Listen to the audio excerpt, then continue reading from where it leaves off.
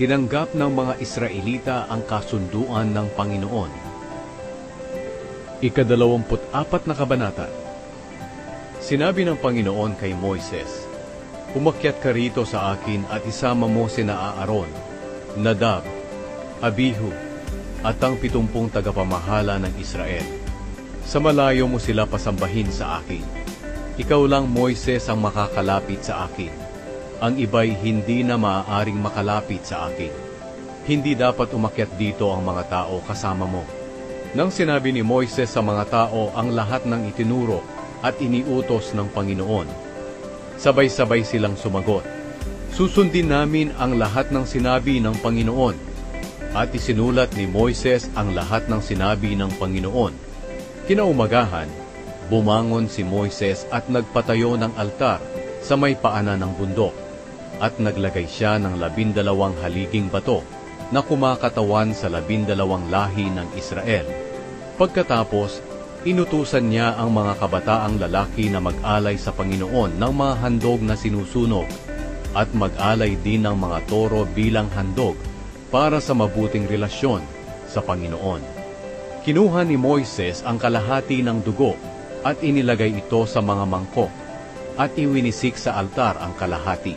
Kinuha rin niya ang aklat ng kasunduan at binasa ito sa mga tao. At sumagot ang mga tao, "Susundin namin ang lahat ng sinabi ng Panginoon. Susundin namin siya."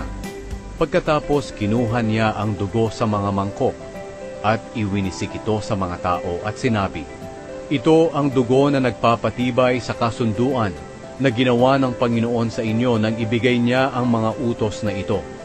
Pumunta paakyat sa bundok sina Moises, Aaron, Nadab, Abihu, at 70 tagapamahala ng Israel, at nakita nila ang Diyos ng Israel.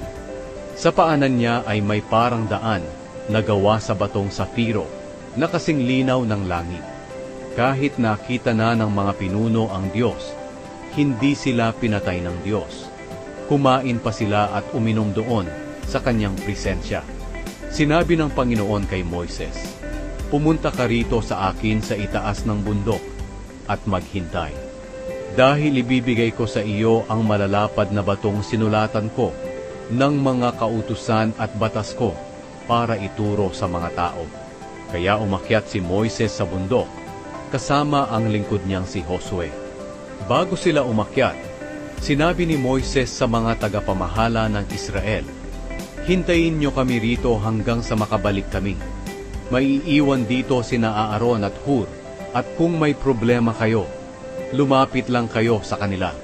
Pagdating ni Moises sa itaas ng bundok, natakpan ng ulap ang bundok, at bumaba ang makapangyarihang presensya ng Panginoon sa bundok ng Sinai. At sa loob ng 6 na araw, natakpan ng ulap ang bundok. Sa ika-7 araw, tinawag ng Panginoon si Moises mula sa ulap. Kaya pumasok si Moises sa ulap habang papaakyat pa siya sa bundok. Nagpaiwan siya roon sa loob ng 40 araw at 40 gabi. Para sa mga Israelitang nasa ibaba, parang apoy na naglalagablab ang makapangyarihang presensya ng Panginoon sa tuktok ng bundok.